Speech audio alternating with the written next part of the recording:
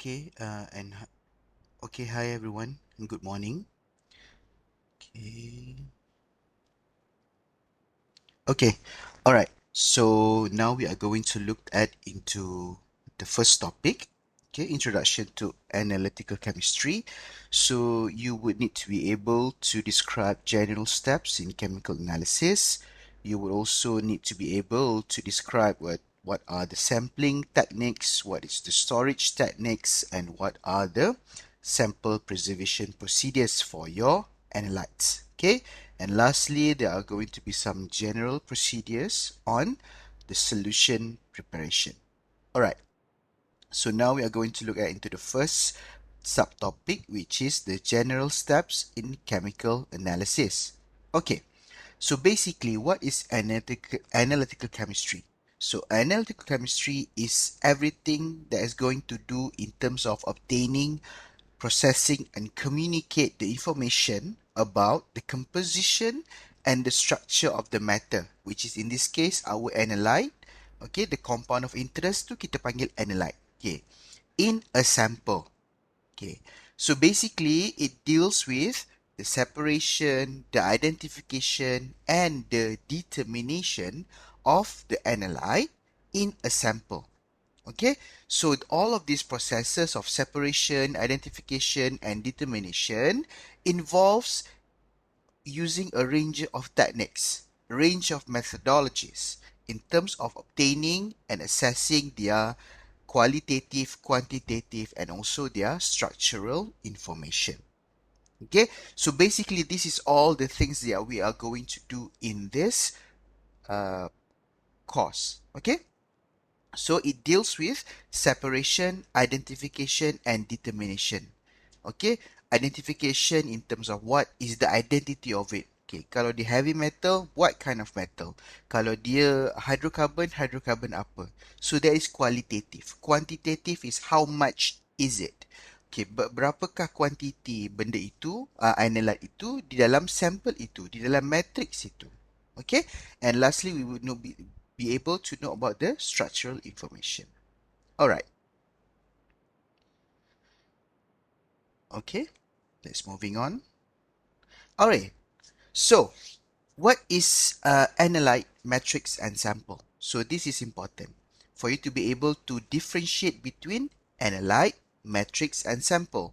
Okay, analyte is the compound of interest. So straight away, kalau kita cakap tentang analyte, analyte itu adalah compound of interest kita.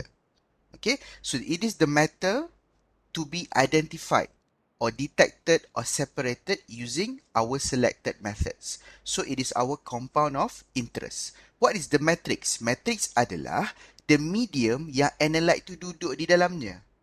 Okay, is the medium in which the analyte is analyzed. Okay, all of other constituents in the sample except for the analyte. So that's we call matrix. Okay, sample pula is the representative of the population or gross sample. Okay, type of sample and matrix can be anything. It depends on the things, which is the compound of interest kita, analytes that we are going to analyze. Okay, for example, in this case, oil sample from the Gulf of Mexico oil spill disaster. So analyte kita, bila kita baca oil sample from the Gulf of Mexico oil spill disaster, straight away our analyte, our compound of interest is the oil. So oil tu apa? Hydrocarbons. And then we can see about the sulfur and also about is there any presence of trace metal in it. So what is our matrix? Matrix kita adalah air laut itu sendiri. Okay, so air laut itu yang di mana di dalam air laut itu ada oil, ada hydrocarbon, ada sulfur, and ada trace metals. Alright? Okay, so basically the type of sample pula, it can be anything. Sample ni lagi besar lah daripada matrix dan yang mana di dalamnya ada analyte. So sample itu, it can be anything. It depends on the thing that we are going to analyze. Alright? Okay. So this is an example lah, Gulf of Mexico oil spill. You can see this is the oil patch, oil kat sini. So this is our compound of interest, our analyte, which is our oil, hydrocarbons, sulfur, trace metals, and all of this is the matrix, which is the seawater. Okay, all right. So when we are talking about analytical chemistry, there is a lot of areas yang employ analytical chemistry. Prior to this, I've been mentioned that CSI kan, crime scene investigation, so that is forensic analysis. So anything related to criminology, DNA fingerprinting, fingerprint detection, and also blood analysis. So analytical chemistry is being imposed into a lot of areas. Kalau environmental ke, we are looking at pollutants. Kalau clinical, we are looking at blood, urine, cellular fluids, okay? And industry control, quality control pun kita tengok juga menggunakan analytical chemistry. Okay. So, as an analytical chemist, ataupun kita panggil sebagai analyst, a true analyst has several characteristics. Okay, it needs to have a knowledge of the methods and instruments that are being used for the analysis. So that's why I've mentioned repeatedly that for you to be able, when you've got a sample in front of you, you know the analyte, you know the compound of interest, you know about the matrix, you know about the sample, then you yourself decide what kind of instruments that you're going to use and what is your justification. So overall, you have the knowledge. Okay, you also need to understand the principles of analysis. When you know about what instrument are you going to use, you need to know about the principle of the instrument as well. Okay, you also need to be able to develop new methods of analysis.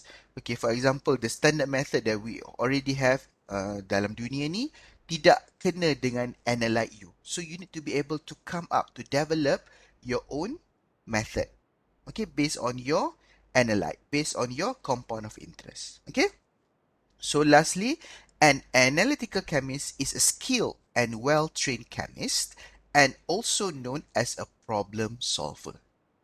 So overall, throughout this course, you would be able to become more or less a skilled analytical chemist lah, because you know all the instruments that are available and you know the justification for each of the instrument, the principle of it, and the justification on why you want to use the instrument. Okay. Type of analysis. We have two type of analysis. Kita ada quantitative, kita ada qualitative. Okay, quantitative analysis ni, as by its name, is quantity. You want to know the amount, how much of the analyte is present in the sample. Kalau qualitative is the identity of the analyte which is present in the sample. Okay, so you need to know there are two types, quantitative and qualitative, and what are the output. Kita nak tahu apa daripada quantitative, kita nak tahu apa daripada qualitative. Okay, alright. So situation 1. Okay, now you look at this one. Okay, imagine you are a chemical engineer. Okay, walaupun you pelajar pelajar chemistry education, but never mind. Just imagine yourself as a chemical engineer working for a coal-fired power plant in a Kapar Energy Venture Selangor. Twice a month, dalam 2 kali sebulan, KEV ni dia akan membeli medium quality coal from Indonesia. So not that high quality. Okay, today when the shipment has arrived, you suspected the coal yang you beli daripada Indonesia tu is different from the previous batch. You nampak quality dia, ni bukan medium quality, mungkin lower quality atau much higher quality. Okay? So from the photo given, okay, photo lah ataupun from the description tu, identify what should you analyze to answer your suspicion. Apa yang you patut analyze? So now you need to know your analyte. What is the sample? What is the expected analyte?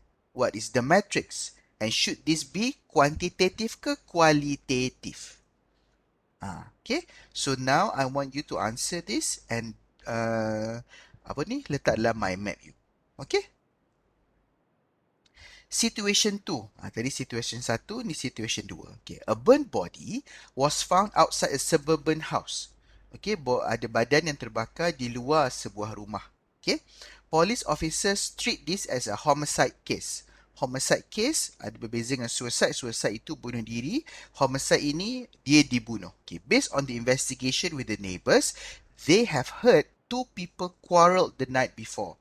So daripada diorang punya investigations, CSI ni diorang dapat tahu bahawa ada dua orang bergaduh pada malam sebelumnya. Okay. So now based on the photo dan juga description tu, identify as well. What should you analyze? What is the sample? What is the expected analyte? What is the matrix? And should they base a quantitative ataupun qualitative analysis? Okay, put it into your mind map. Okay? Okay. Now, we are going to look at steps in quantitative analysis. Okay, quantitative. Quantitative tadi apa?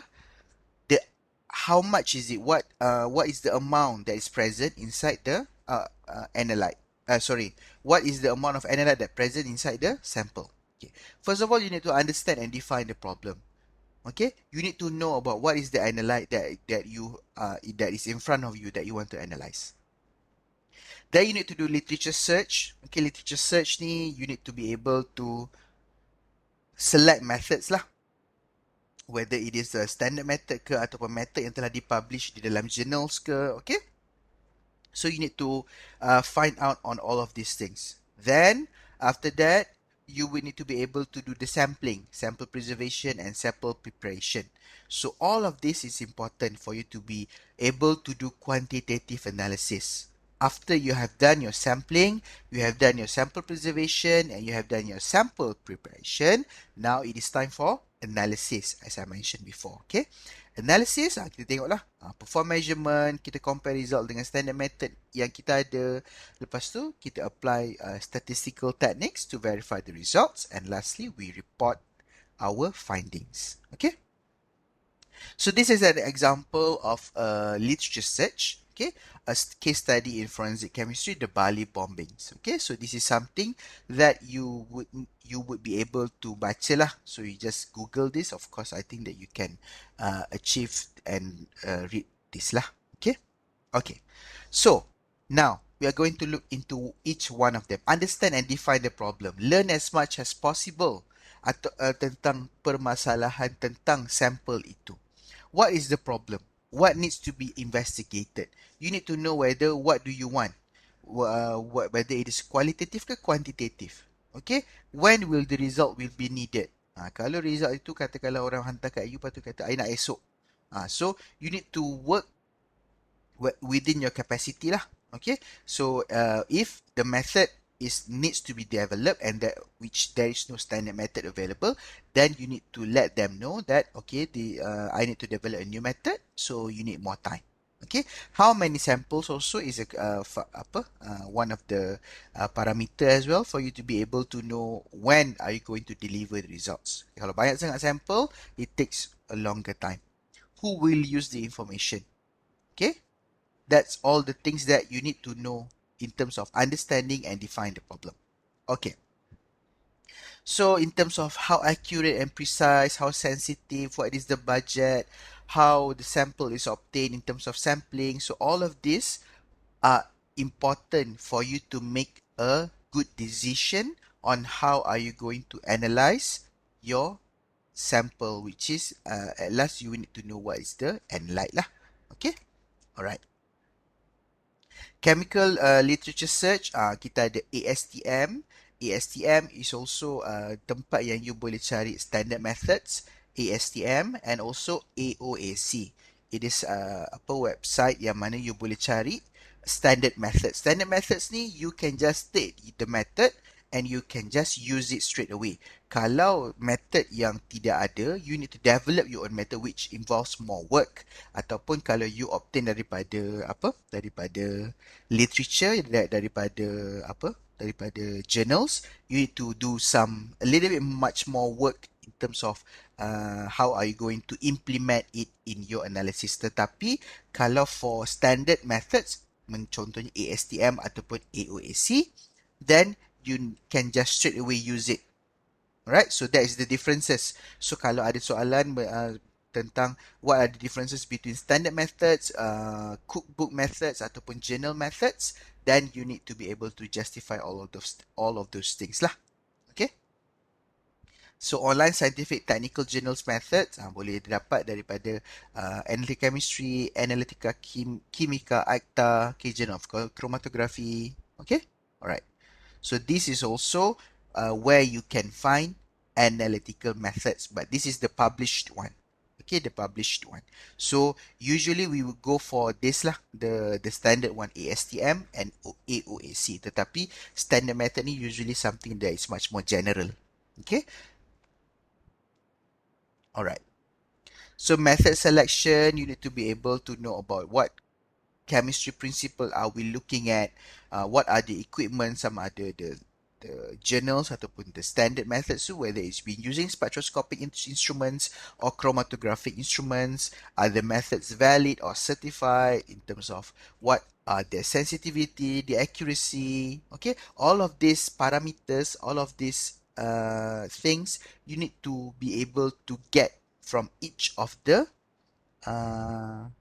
standard method ataupun each of the journal methods for you to implement it in your analysis. Okay. Alright. Classification of analytical methods. Yang ni gravimetric and volumetric, as I mentioned in our initial class. Gravimetric and volumetric is the traditional analytical methods. Okay. Kalau gravimetric ni, it is for quantitative isolation of the analyte by precipitation. Okay, kita precipitate, kita isolatekan kita punya analyte itu by precipitation methods. Kalau volumetric, it is measuring the volume of the solution to react with the analyte. Okay, so titration lah. Okay, so this is much more towards the the traditional methods. Okay, kalau yang guna contoh macam spectroscopic, chromatographic, okay, all of these are modern analytical methods. Okay, this is the classic methods. Okay. Separation methods lah yang menggunakan this is chromatography. Kalau chromatography, you would be able to see this chromatogram. This is a HPLC chromatogram. Okay. Kalau spectroscopic instruments also is something that is quite modern. Electroanalytical methods pun quite modern. Okay. Alright.